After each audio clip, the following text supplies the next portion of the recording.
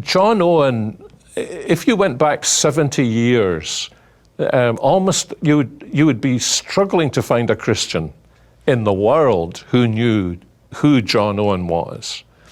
And then his works began to be republished in the late 1950s, and his whole works, I think, began to be republished in 1965.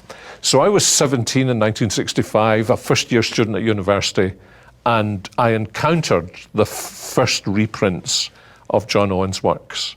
And they're big. They're 600 pages per volume.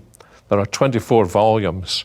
But I was able to buy them for 15 shillings a volume, which I guess, what's that, about 80 cents or something like that. You know, so when you're Scottish, when you're young, and you can get 600 pages for under $1, you buy it.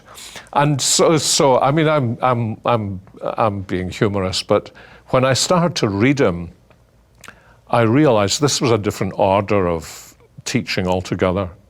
It was so rich theologically, and it was so profound spiritually, that actually it made some of the other things I was reading seem very superficial.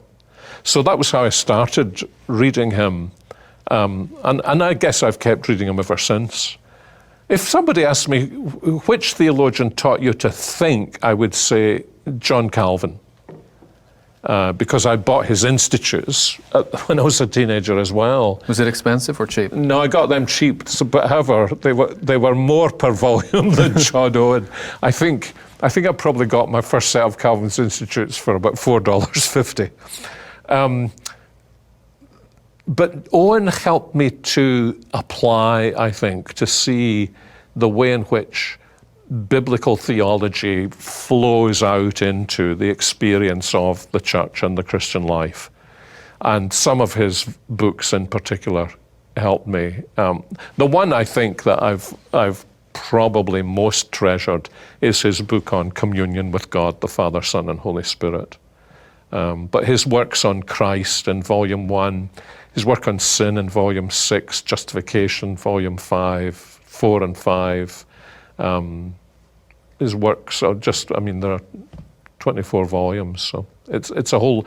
I go back to reading him and I sometimes think, why do I bother reading anybody else? It is so rich.